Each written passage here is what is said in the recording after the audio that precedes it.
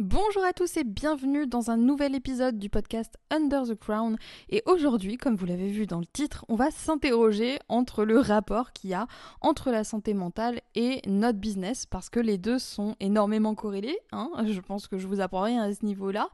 Et l'un impacte souvent l'autre et vice-versa. Donc je pense que c'est quelque chose d'assez intéressant à discuter ensemble aujourd'hui. Puis vous le savez, avec la nouvelle direction que je veux donner à Wonder Way Queen, c'est vraiment des sujets que j'ai de plus en plus envie d'aborder. Et je me suis dit que ce podcast, c'était l'occasion justement de commencer à ouvrir un petit peu la discussion avec vous sur ce sujet. Donc n'hésitez pas à poster des commentaires pour venir compléter un petit peu ce que je vais dire ou pour y réagir. Ça m'intéresse d'avoir votre point de vue parce que je trouve que c'est vraiment un sujet un petit peu touchy en général, que même moi j'essaye d'aborder avec un maximum de pincettes pour rien dire de maladroit et blesser personne. C'est pas improbable que ça arrive quand même, hein, malgré mes bons efforts mes meilleurs efforts pour éviter ça. Je pense que ça risque d'arriver, donc n'hésitez pas à me corriger aussi dans les commentaires et à venir compléter ce que je vais dire ici, parce que je pense qu'on a tous un petit peu nos choses à dire à ce sujet. Et comme j'ai dit, c'est aujourd'hui le sujet du jour: comment on pourrait concilier la santé mentale et le business, mais aussi est-ce que vraiment comment ils cohabitent ensemble en fait, qui c'est qui gagne grossièrement dit, c'est-à-dire est-ce que c'est plus la santé mentale qui va avoir un impact sur le business ou vice-versa. Comme je vous le disais, pour moi les deux sont liés et j'aimerais qu'on discute un petit peu de ça aujourd'hui. Je vais vous parler du coup de mon expérience à moi, parce que comme je l'ai dit, je pense qu'on a tous notre vérité un petit peu sur le sujet et notre opinion, donc n'hésitez pas encore une fois à donner la vôtre. Déjà, j'ai été assez surprise parce que il y a quelques temps de ça, j'avais fait un petit sondage concours où les gens devaient remplir un sondage pour participer à un concours pour gagner une formation. Ce concours est terminé depuis un bon moment maintenant et ça m'a permis quand même de récolter pas mal de réponses assez pertinentes. Et dans justement les réponses à ce sondage, j'avais posé la question dans le sondage parce que je prévoyais déjà de parler un petit peu plus de ces sujets-là et je réfléchissais justement à quel angle prendre, comment aborder le sujet avec vous, voir aussi si ça vous intéressait.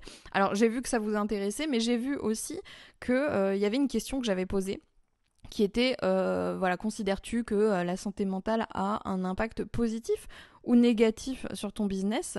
Et ça m'a un peu surprise, parce que forcément, dépression, tout ça, vous connaissez, hein, j'étais un peu dans le mood négativité suprême.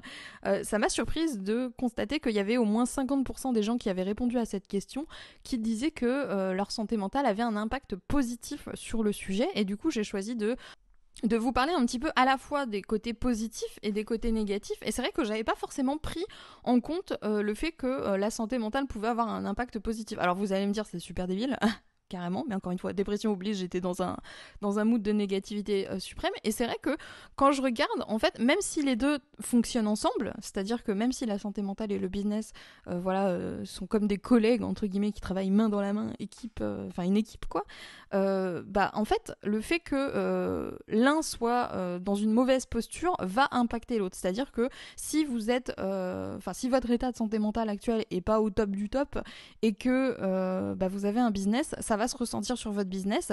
Et si jamais votre business est pas au top du top et que c'est votre activité centrale, votre mission de vie ou ce qui vous permet de vivre, forcément ça va avoir un impact sur votre santé mentale, même si il n'est pas question forcément de chiffre d'affaires, de revenus là-dedans. C'est-à-dire que même si vous avez de quoi vivre avec votre business, vous pouvez vous retrouver dans ce truc-là où le business va avoir un impact négatif sur votre santé mentale et du coup va l'impacter négativement quoi.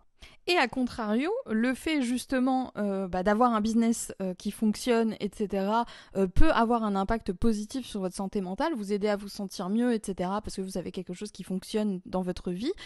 Et d'un autre côté, le fait d'être, entre très très grosses guillemets, en bonne santé mentale, je sais pas trop comment le dire autrement, ça fait que forcément vous êtes dans un meilleur mood pour mettre toutes vos chances de votre côté pour développer votre business en ayant le moins de handicap, si on peut dire ça comme ça, que possible, parce que du coup, vous êtes dans le bon mood quoi.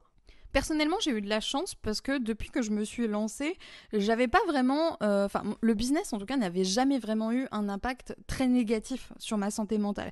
Disons que je suis pas tombée en dépression à cause de mon business, loin de là.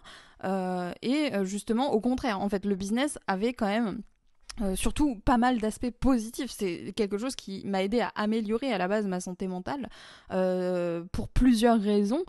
Mais ça, je vais y revenir un petit peu plus tard parce qu'on garde le meilleur pour la fin, n'est-ce pas? Et je pense que c'est peut-être plus intéressant de commencer d'abord par vous parler en fait des dernières récentes découvertes que j'ai fait à ce niveau-là, c'est-à-dire des impacts négatifs qu'a aujourd'hui le business sur ma santé mentale, qui, je pense, sont importants à discuter, qu'on discute pas assez, parce que il faut toujours vendre du rêve et voilà, tout est parfait, etc. Mais comme je vous le dis, je pense que c'est quand même important de connaître tous les tenants et aboutissants que ça implique d'avoir un business en ligne, parce que certes, il y a énormément d'avantages et énormément de choses, et je pense vraiment que, spoiler, le meilleur en vaut largement la peine par rapport au pire, entre guillemets, qu'on va subir. Mais il y a quand même du pire, c'est-à-dire que je pense qu'il faut quand même être logique là-dessus et être cohérent là-dessus et identifier un petit peu la menace, si vous voulez. Personnellement, ce que j'ai remarqué suite à ma dépression et justement à mon activité, comme je vous le dis, depuis plus de 5 ans, je tiens mon business en ligne et ça fait depuis 1 ou 2 ans peut-être que je navigue dans des périodes de dépression.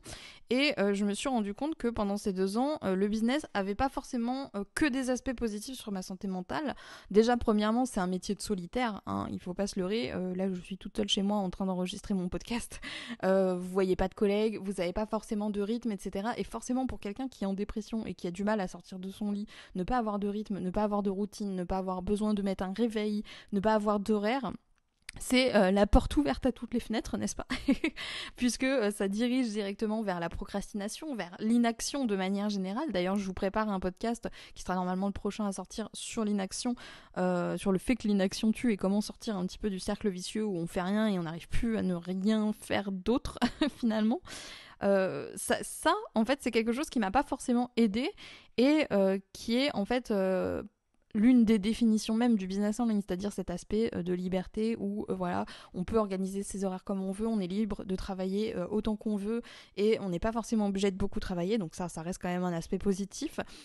Mais le fait justement de pas avoir forcément comment dire, un rythme de vie normal par rapport à des gens qui ont, entre nos grosses guillemets, un vrai travail, vous voyez ce que je veux dire? C'est-à-dire qu'ils se lèvent tous les jours, qu'ils vont prendre le métro, etc. Rien que de le dire, j'ai la flemme, mais vous voyez, ça a quand même un impact négatif dans certains cas de figure. Quand j'allais très très bien et que j'avais pas nécessairement de soucis et que j'étais pas en dépression, etc., ça me posait aucun souci, vraiment, parce que moi j'aime bien travailler tranquille dans mon coin et j'aime bien rester chez moi et je suis assez introvertie de base. Mais c'est vrai que dans un autre cadre où justement on n'est pas forcément au top du top, ça peut être un gros problème. Il y a un autre gros problème qui vient derrière se rajouter, et celui-ci va peut-être concerner beaucoup plus de personnes et pas uniquement les personnes qui sont en dépression et qui se dirigent sans arrêt vers la procrastination.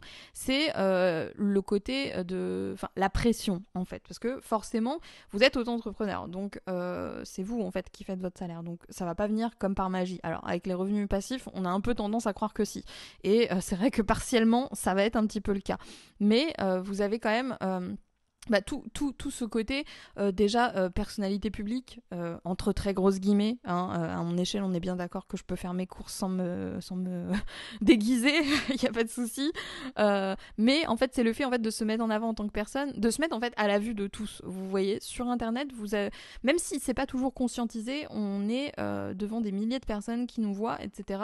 Et ce sont de vraies personnes, et il y a un gros contraste justement entre cet aspect très solitaire de je bosse toute seule chez moi et le côté de je vais poster une vidéo et il va y avoir des centaines de vues, des centaines de personnes, des milliers de personnes même qui vont le voir. Certaines de mes vidéos ont des centaines de milliers de vues, donc vous voyez c'est quand même un petit peu des chiffres qui sont difficiles à mettre en corrélation avec le vrai monde, et ça peut créer une certaine pression et de se rendre compte en fait de ça, de se rendre compte en fait de l'impact que nos paroles ont, du nombre de personnes qui vont écouter ce qu'on va dire. Et je vous cache pas que là ça me fait trembler la voix limite d'y penser des fois, mais tout ça en fait c'est quelque chose qui vient rajouter un stress, et le stress c'est pas très bon pour la santé mentale, vous en conviendrez. Alors ça peut être bon à petite dose, mais avec trop de pression autour, ça peut vraiment être assez problématique. Et ça c'est vraiment les trucs que j'ai remarqué ces derniers temps, c'est que l'aspect solitaire entre guillemets du business en ligne et pas forcément bon pour ma santé mentale. L'aspect répétitif aussi du travail, parce que forcément, comme je vous le dis, ça fait 5 ans maintenant que ça tourne mon business. Même si je découvre sans arrêt de nouvelles techniques, que je me forme sans arrêt sur de nouvelles choses, basiquement, ça reste plus ou moins la même chose. Et aussi le fait d'avoir un business en ligne, là j'entends, et de pas être juste créateur de contenu, juste youtubeur, juste quelqu'un qui fait du contenu sur ce qui nous plaît, mais d'avoir vraiment une niche, un sujet, une thématique, etc. Ça fait forcément que au bout de 5 ans, on a beaucoup moins de choses à dire, vous voyez, on a beaucoup moins d'attrait par rapport au sujet. En même temps, ça fait 5 ans qu'on parle de ça tous les jours non-stop. Et ça aide pas forcément quand, encore une fois, vous êtes dans un état un peu légumisant, j'ai envie de dire, de dépression, de toujours avoir le même sujet, etc. et d'être un petit peu dans une espèce de routine monotone. Alors là, je grossis énormément le trait parce que à la base, j'aime quand même le business en ligne, mais j'aime quand même tout ce qui tourne autour d'Internet et de la création de contenu depuis toujours, depuis que je suis toute petite presque. Je crée des blogs et des trucs comme ça. Donc c'est pas forcément quelque chose qui à la base me débecque, mais sachant que en dépression, un truc qui dérange énormément, enfin un truc qui moi en tout cas m'handicape énormément, c'est le fait d'avoir envie de rien en fait. C'est-à-dire que c'est vraiment très, très compliqué à expliquer, je pense, à quelqu'un qui n'est pas passé par là. Donc je pense que voilà, ça va peut-être plus parler aux personnes qui ont vécu une dépression dans leur vie ou sont actuellement en dépression, mais c'est le fait que rien ne procure vraiment de plaisir. Et c'est pas forcément une question de c'est le business qui me procure pas de plaisir, mais c'est que tout en général est devenu fade. C'est-à-dire que même manger un plat qui avant me mettait des papillons dans le ventre, ça va être ouais, bon, bah c'est bon, mais sans plus quoi. En fait, tout va être c'est cool, mais sans plus. Et du coup, le fait de faire tout le temps la même chose dans son business, de recréer du contenu, parce que finalement même si on crée du contenu sur des sujets différents, on parle toujours plus ou moins de la même chose, on a toujours plus ou moins les mêmes process, parce que forcément si on a un process qui est efficace, et c'est le cas pour moi, bah on va pas s'amuser tous les 4 matins à faire un nouveau truc, enfin bref. Ça, notamment, ça a pas mal empêché justement le fait que je me sente stimulée par de nouvelles choses parce que j'avais l'impression de faire en boucle tout le temps la même chose et forcément ça donne l'impression d'avoir un petit peu cet aspect robotique. Même si ça n'a rien à voir avec le fait d'avoir un métier salarié et ayant eu moi aussi un métier très robotique entre guillemets pour un être humain. C'est-à-dire qu'avant, comme j'étais caissière, vous connaissez un petit peu le principe du métier de caissière, c'est quoi? C'est de scanner des articles toute la journée en fait et vous êtes un robot, vous dites bonjour, vous scannez, vous dites au revoir, vous dites bonjour, vous scannez, vous dites au revoir. Et pour le coup, même si là je parle des impacts négatifs du business en ligne, c'est pas forcément que des impacts négatifs qu'il y a que dans le business en ligne en fait. Ça peut être aussi le cas dans le salariat. Et là par exemple, quand j'étais caissière, j'avais vraiment pas un métier stimulant. Et bien entendu que là, c'est quand même beaucoup plus stimulant que d'être caissière, qu'on s'entende, et beaucoup moins routinier, etc. Mais ça n'empêche que le fait d'être tout seul à exécuter cette routine rend ça vachement répétitif et les jours se ressemblent plus ou moins. Je perds pas mal la notion du temps à cause de ça parce que voilà, c'est assez répétitif quelque part. Mais bien entendu, même si là j'ai commencé en vous parlant des aspects négatifs, il y a énormément d'impacts positifs sur ma santé mentale et je le vois et je l'ai toujours vu et ça a toujours été le cas et il y a des choses aussi qui se sont un petit peu renforcées. Comme je vous l'ai dit dans mes précédents podcasts, d'ailleurs abonnez-vous si ce n'est pas encore fait parce que du coup je vous partage tout mon parcours entrepreneurial et tout ce par quoi je passe. En fait, c'est avant de reprendre, parce que là j'ai repris le tournage des podcasts, le tournage des vidéos, je vous ai programmé pas mal de choses qui vont arriver, donc restez abonnés et n'oubliez pas de vous inscrire à la newsletter si c'est pas encore fait. Vous pouvez la rejoindre sur le site wonderwayqueen.fr et si vous allez sur wonderwayqueen.fr/KDO, les lettres KDO, vous pouvez télécharger plein de ressources gratuites que j'ai créées exprès pour les entrepreneurs du web qui veulent générer des revenus passifs avec leur business en ligne.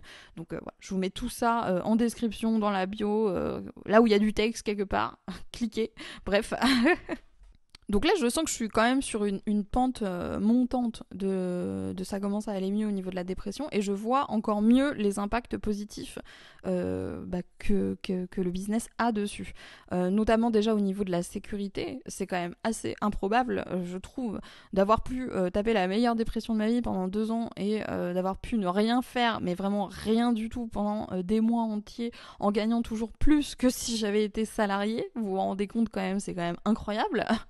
Ça m'a vraiment ouvert les yeux sur les revenus passifs et sur le potentiel que ça pouvait avoir, notamment pour des gens qui sont justement, malgré eux, ont pas forcément une santé mentale hyper stable, qui ont des hauts et des bas. Le fait justement d'avoir cette sécurité au niveau des revenus qui tombent grâce aux revenus passifs, ça m'a permis quand même de me recentrer sur moi, de m'ôter aussi quelque part un petit peu un stress. Parce que je savais en fait que même si je ne travaillais pas, c'était pas grave et que je pouvais me reposer, et j'avais beaucoup moins cette culpabilité de je n'arrive pas à travailler, parce que de toute façon les choses fonctionnaient toutes seules, parce que vous le savez aussi plus ou moins, vous le savez pas mal je pense maintenant à ce stade, mon business tourne quasiment en automatique depuis plusieurs années.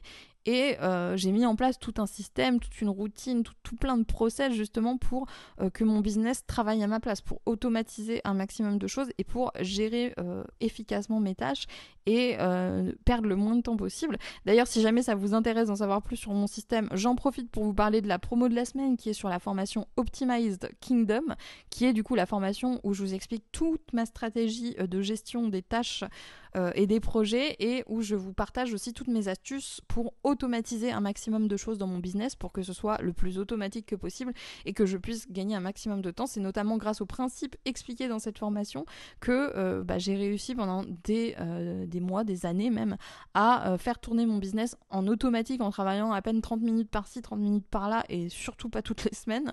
Donc si jamais ça vous intéresse d'en savoir plus, ce sera également dans la barre de description.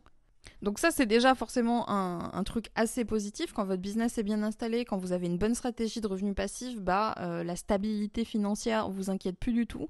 Vous êtes plus du tout dans les débuts entre guillemets de l'entrepreneuriat, du style est-ce que je vais réussir à payer mon loyer, etc. Parce que vous savez qu'a priori oui, hein, même si vous faites rien, quand même d'argent qui rentre. Et si vous faites plus, forcément il y a plus d'argent qui rentre. Mais même le minimum suffit pour vous faire vivre pendant des années sans rien faire, quoi. Donc c'est quand même assez hallucinant. Autre chose aussi, bien sûr, c'est que c'est bon pour l'ego, mais vraiment, comme je vous le disais, là, j'ai passé pas mal, j'ai pas passé des super derniers mois, dernières années, et de temps en temps, ponctuellement, je revenais de temps en temps, et comme je vous parlais un petit peu plus tôt, j'ai fait notamment un sondage, ce genre de choses, et de temps en temps, je postais quelques vidéos à gauche à droite, même si c'était vraiment plus sur un cycle aussi régulier qu'avant, et le fait d'avoir des commentaires, le fait d'avoir des gens qui vous disent que c'est top ce que vous faites, le fait aussi de recevoir des emails où les gens vous remercie, ce genre de choses. Merci à ceux d'entre vous d'ailleurs qui prennent le temps de faire ça. Je suis vraiment désolée, mais vu que je suis vraiment, j'essaye de me remettre dans un mood, et les interactions sociales me demandent beaucoup d'efforts, donc je réponds pas forcément toujours à tous les messages. J'essaye au maximum de le faire sur YouTube en ce moment, donc n'hésitez pas à poster des commentaires. Mais si je réponds pas, c'est pas du tout que je vous snob ou pas, c'est vraiment encore une fois pour préserver ma santé mentale, parce que je sais que c'est quelque chose qui me demande énormément d'énergie, qui a tendance aussi à me stresser un petit peu, et je prends mon temps pour répondre, mais je le ferai un jour sans aucun doute. Tout ce que je voulais dire, c'était que le fait de recevoir des messages comme ça, et même lors du sondage, comme je le disais, souvent dans mes sondages, moi j'aime bien mettre un petit encart, as-tu quelque chose d'autre à rajouter, et souvent les gens en profitent pour vous envoyer des compliments. Allez savoir pourquoi, mais ça fait du bien à l'ego finalement. Et ça fait du bien aussi au moral, parce que quand vous êtes en dépression, vous êtes un peu dans une logique de non-confiance en vous, de je suis un caca qui se déplace à la surface de la Terre, et je suis là à végéter toute la journée. Donc ça fait forcément du bien de recevoir des messages comme ça qui vous sont adressés, où on vous dit que votre vidéo elle est cool, ou même des trucs simples, hein, vraiment juste ta vidéo elle est cool. Déjà ça rajoute un petit peu de bonheur dans une journée, ça a quand même un impact sur la santé mentale, parce que vous dites ok, ce que je fais c'est pas pour rien, ça a du positif. Alors je pense aussi qu'il y a un revers là-dessus, c'est les commentaires négatifs. Moi je vais être honnête avec vous, les commentaires négatifs, j'espère que ça va pas m'attirer des malheurs de dire ça, je touche du bois. Honnêtement, j'en ai très très rarement eu en 5 ans, j'ai dû en avoir même pas une dizaine, et c'était jamais vraiment des trucs, il n'y a jamais rien eu qui m'a vraiment mise hors de moi en fait, ou qui m'a vraiment touchée plus que ça. C'est souvent des choses, ça a été extrêmement rare, et du coup j'ai la chance de pas avoir vécu ce côté oh là là, je reçois plein de commentaires négatifs, qu'est-ce que ça veut dire. Au contraire, j'ai plus tendance à recevoir des messages positifs, et je pense que c'est aussi par rapport à mon sujet, hein. Je suis dans le sujet business en ligne, entrepreneuriat, etc., et on est quand même des gens sérieux. On est quand même des gens matures. Il y a quand même peu de personnes, de Jean Kevin de 14 ans qui vont venir poster des t'es moche tu pues sous mes vidéos. Donc Donc c'est quand même un avantage, on va pas se leurrer. Mais c'est vrai que moi je considère que c'est quand même bon pour l'ego. Et que par conséquent ça a un impact positif sur ma santé mentale et que ça peut en avoir un sur le vôtre aussi. Autre truc positif qui est génial, c'est de faire en fait un métier qui a du sens, parce que finalement vous parlez de choses qui vous plaisent a priori. Vous avez choisi un business en ligne autour d'un sujet qui vous plaît, je l'espère. Si c'est pas le cas, vite faites-le, parce que ce sera la meilleure manière d'avoir le meilleur succès possible. Du coup, vous faites quelque chose qui a priori est censé vous plaire et quelque chose qui vous permet de faire preuve de créativité. Là, ce qui m'a permis actuellement justement de me remettre un petit peu dans le bain, parce que comme je vous le disais, j'étais tombée un petit peu dans un cercle de procrastination, c'est justement de retrouver un petit peu cette touche de « Ah, j'ai vraiment envie de parler de ça, j'ai vraiment envie de créer ce contenu, j'ai vraiment envie de faire ça ». Là, ce podcast, je l'enregistre. Alors, je galère à l'enregistrer, je vous le cache pas, j'ai vraiment du mal à avoir le niveau que j'avais avant et ma santé mentale a un rôle là-dedans, on va pas se mentir. Mais j'apprécie ce que je fais et j'ai le sentiment de faire quelque chose qui m'amuse en fait. Et j'essaye au maximum justement de rendre les tâches amusantes. Et je trouve que justement, le fait d'avoir un business en ligne permet justement un maximum de créativité, un maximum de personnalisation dans votre manière de travailler, dans les stratégies que vous pouvez mettre en place, parce que littéralement tout est possible et vous pouvez vraiment tout adapter à vous, en plus d'exécuter un métier qui fait sens, parce que c'est autour de quelque chose que vous aimez et vous apportez quelque chose, techniquement si vous m'écoutez, vous apportez quelque chose à votre audience, parce que vous êtes soit coach, soit vendeur de formation, soit vous êtes prestataire de service, vous avez quand même quelque chose à apporter au monde. Et je trouve que si on reprend un petit peu le concept que vous connaissez tous de l'ikigai, donc de la mission de vie, ça coche un petit peu toutes les cases et ça permet justement d'avoir une mission en fait dans sa journée, de se lever le matin et de se dire ok, j'ai quand même un truc important dans ma vie, j'ai quand même une mission, un projet que je veux mener à bien. Et bien entendu, le business en ligne vous offre une liberté sur tous les plans, comme je le disais, sur l'organisation, mais aussi sur la géographie, sur ce que vous faites de vos journées, sur les tâches que vous allez effectuer, les stratégies que vous allez mettre en place, les produits que vous allez lancer, les services que vous allez mettre en vente. Tout en fait est personnalisable en fonction de vous, et cette liberté-là, elle est bonne pour votre santé mentale parce que vous pouvez vous adapter. Là où dans un travail normal, vous pouvez pas vous dire aujourd'hui non, je suis trop en phase dépressive, chose que je me dis assez souvent, aujourd'hui je suis trop en mood dépression, tout va mal, etc. J'ai besoin d'une journée où je chill et je fais rien, même si on est en pleine semaine, tant pis, je fais ça. Vous pouvez pas vous dire ça en fait si vous êtes salarié, vous pouvez pas appeler votre patron et lui dire écoute, aujourd'hui je le sens pas, je vais passer la journée à Netflix and chill parce que j'ai l'impression d'être un ramassis de caca. C'est pas possible, vous voyez, alors que là vous avez la possibilité de le faire. Et ça, je pense que même si c'est à double tranchant, parce que comme je le disais un petit peu plus tôt, on peut tomber dans un cercle de procrastination et se retrouver finalement à ne plus rien faire pendant un moment, et ça vous permet quand même de prendre soin de vous, de pas vous brusquer. Parce que de la même manière que le business peut avoir un impact négatif, forcément le salariat peut avoir des impacts négatifs, et je pense que le manque de liberté en fait partie, parce qu'on ne peut pas adapter ses horaires en fonction de ce qu'on est capable de travailler. Si vous êtes en dépression, vous ne pouvez pas vous planifier des journées de 8 heures, c'est pas possible, on va se dire les choses honnêtement. Voyez, et ce genre de restructuration peut vous permettre justement d'adapter tout simplement votre manière de travailler, vos horaires et toute votre vie autour de votre manière de fonctionner. Parce que je parle de santé mentale, la dépression par exemple, on en sort, mais il y a certains d'autres troubles de santé mentale dont on ne sort pas et avec lesquels on est forcé d'apprendre à travailler. Il y a des choses qui ne se guérissent pas et qui font qu'on est obligé en fait d'adapter notre environnement, notre style de vie, notre manière de travailler à notre manière de fonctionner. Je pense que justement le business en ligne permet ça, et je trouve ça formidable, et c'est pour toutes ces raisons que je pense que vraiment ça en vaut la peine, malgré les impacts négatifs que ça peut avoir sur votre vie et sur votre santé mentale. Donc en vrai, personne gagne entre la santé mentale et le business. Les deux fonctionnent ensemble. Encore une fois, ce sont des coéquipiers.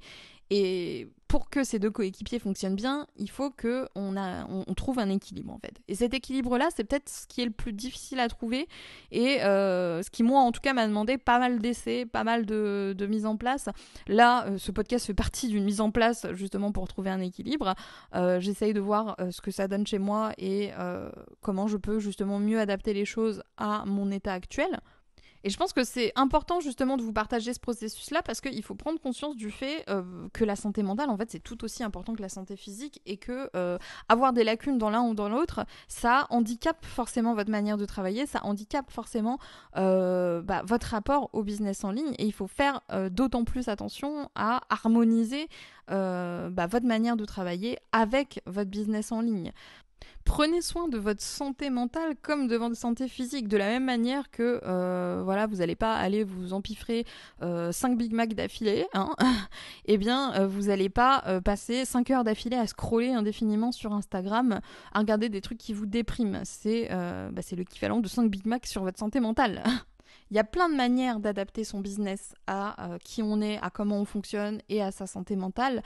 Et je pense que c'est vraiment important. C'est justement parce que mon business model à moi repose sur des systèmes qui me permettent justement de fonctionner même en disparaissant pendant des mois entiers parce que je ressens le besoin d'être en mood repos. Alors j'espère qu'un jour quand même je sortirai de ces besoins-là, mais pour l'instant c'est pas le cas et ça m'empêche pas d'avoir un business qui fonctionne et qui me permet de vivre. Être vraiment à l'écoute de soi-même, c'est essentiel. N'hésitez pas à faire du journaling, donc à écrire dans un journal ce que vous ressentez, etc., à vous vider la tête, ou même à en parler à quelqu'un d'autre qui serait entrepreneur et qui pourrait vous donner un point de vue sur votre situation pour vous rendre compte justement de l'impact négatif et de l'impact positif que ça peut avoir. Je vous invite vraiment à faire cet exercice de lister les impacts négatifs et les impacts positifs de la santé mentale sur votre business pour justement y prêter un petit peu plus d'attention et garder un œil dessus. Et bien entendu, ici sur cette chaîne YouTube, sur cette chaîne de podcast, en fonction de là où vous écoutez ça, sur mon blog aussi wonderwayqueen.fr, je vous donne sans arrêt des conseils justement pour trouver un équilibre et harmoniser votre business en ligne avec votre santé mentale. Donc si jamais ça vous intéresse, n'oubliez pas encore une fois d'aller télécharger vos ressources gratuites sur wonderwayqueen.fr/kdo. Comme ça vous allez pouvoir vous inscrire à la liste email qui va vous permettre de recevoir tous les jours des conseils pour justement trouver une solution et harmoniser un petit peu le tout. Si vous voulez aller plus loin cette semaine, vous avez une promotion sur la formation Optimize Kingdom où je vous explique tout le système qui me permet de gérer mes tâches même en étant en dépression. Ce système a très très bien fonctionné tout du long pendant toutes ces années où j'étais vraiment en mode automatisation à fond. Donc si jamais ça vous intéresse, vous retrouverez le lien dans la barre de description. Vous avez moins 50% jusqu'à la fin de la semaine, donc profitez-en avant que ce soit terminé. Et dans cette formation, vous allez retrouver tous les principes d'organisation. Je vous partage aussi les lois de la productivité, comme je les appelle. Il y en a 12 dont vous devez tenir compte et pareil avec lesquels il faut composer pour s'organiser efficacement. Donc si jamais ça vous intéresse, c'est dans la barre de description. J'aimerais beaucoup que vous me disiez dans les commentaires si vous trouvez que la santé mentale elle a un impact sain ou malsain sur votre business, un petit peu des deux, lesquels, comme je vous disais, ce petit exercice des impacts positifs et des impacts négatifs, n'hésitez pas à le faire en commentaire. Ça m'intéresse aussi de savoir, ça peut permettre aussi à d'autres personnes de peut-être mettre un mot sur ce qu'ils ressentent, parce qu'on a tous des impacts positifs et des impacts négatifs qui sont différents. Ici, je vous ai partagé les miens, donc n'hésitez pas à me partager les vôtres. En ce moment, vous l'avez remarqué, j'ai prévu de vous publier pas mal de contenu, donc n'hésitez pas aussi si jamais vous avez envie que je parle d'un sujet en particulier ou si vous avez une question à la poster sous cette vidéo sur YouTube. Je pourrais regarder un petit peu tout ça et sûrement faire des vidéos sur ces sujets-là si jamais j'ai des choses à vous dire et si jamais je trouve que c'est pertinent. Donc n'hésitez pas à me recommander des petits sujets de vidéos en bas ou à me poser des questions ou à me dire ce que vous aimeriez que je discute avec vous dans les prochains podcasts et dans les prochaines vidéos. Moi du coup j'espère que ce podcast-ci vous aura plu. Je vais vous laisser là. Je vous souhaite une super bonne journée et je vous dis à plus pour de nouvelles vidéos ou de nouveaux podcasts sur wonderwayqueen.fr et sur la chaîne de Wonderway Queen.